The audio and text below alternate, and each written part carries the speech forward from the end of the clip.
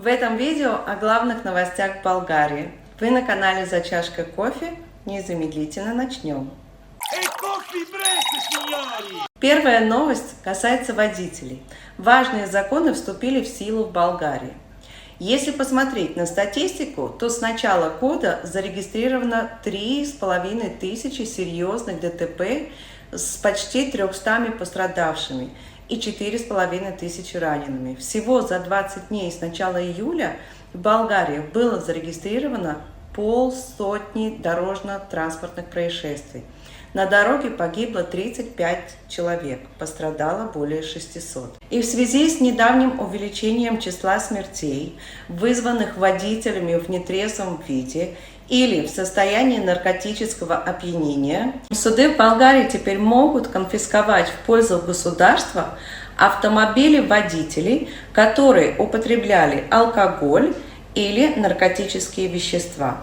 То, что год назад было воспринято как популистская идея прокуратуры, теперь стало фактом с поправками к Уголовному кодексу. Итак, главные 4 параграфа при конфискации автомобиля. Первое. Если вы вводите с более чем 1,2 промилле алкоголя, то лишение свободы от 1 года до 3 лет и штраф от 200 до 1000 лева. Второе.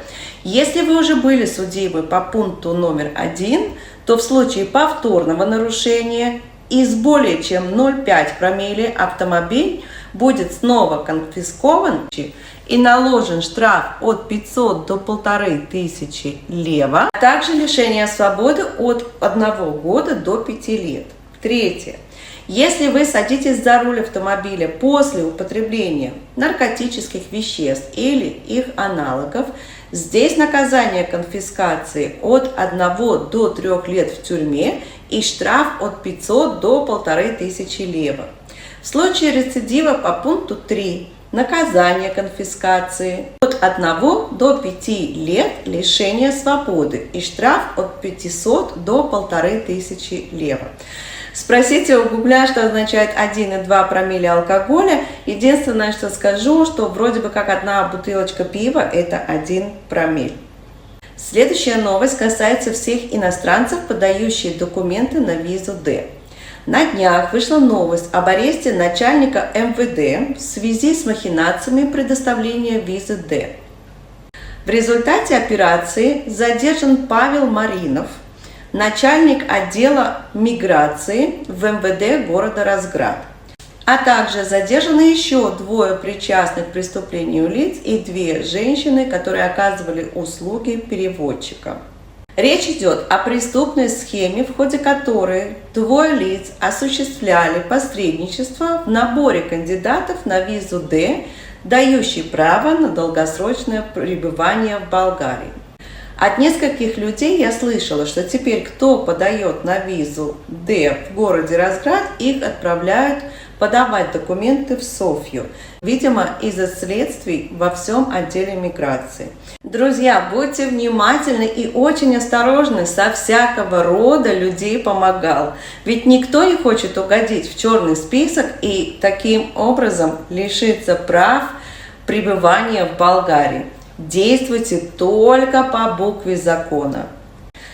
Роман Радов осудил язык ненависти, ксенофобии и антисемитизма.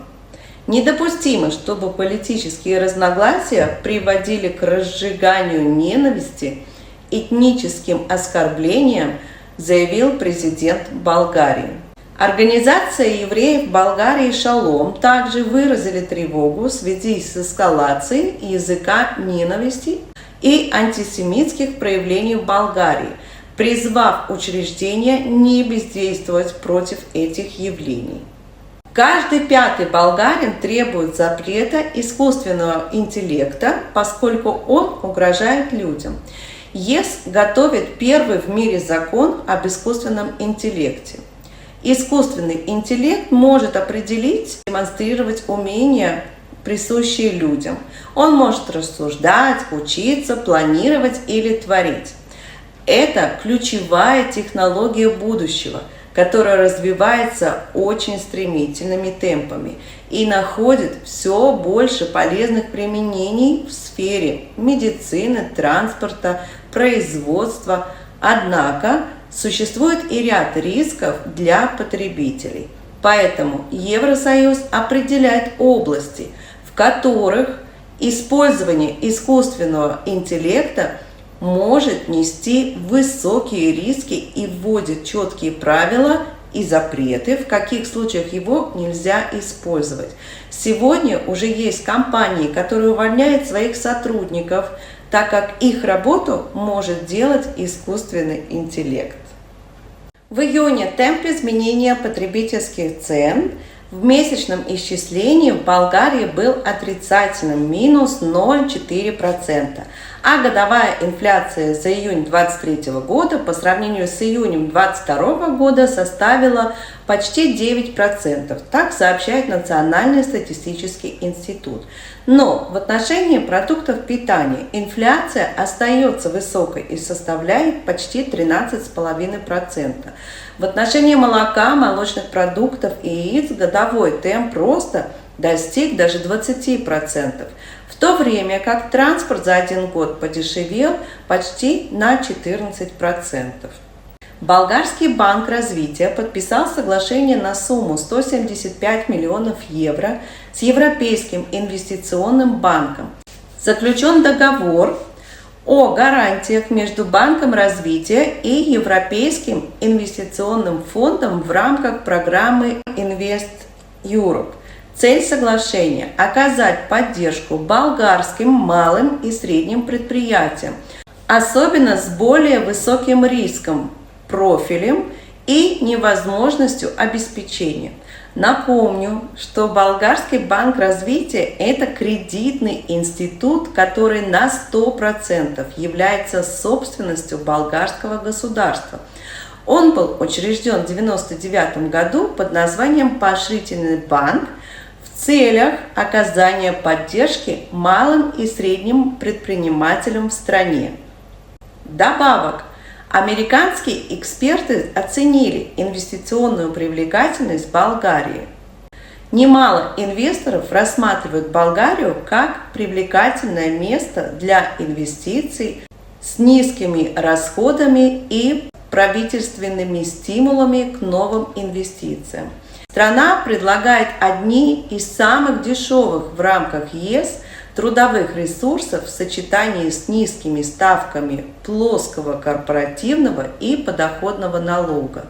Это указывается в докладе Государственного департамента США, посвященном инвестиционному климату в Болгарии в 2023 году. В качестве проблем выделены нехватка рабочих рук, инфляция, рост внутренних цен, требующий и повышения оплаты труда, низкий уровень производительности труда и верховенство закона. Нет законных ограничений для иностранной собственности или контроля над фирмами. С небольшими исключениями условия для иностранных субъектов совпадают с теми для национальных фирм, и их инвестиции не подлежат проверкам или каким-либо другим ограничениям, утверждается еще в анализе. Это все новости к этому часу. Будьте осторожны, бдительны, внимательны. Я желаю вам прекрасного дня.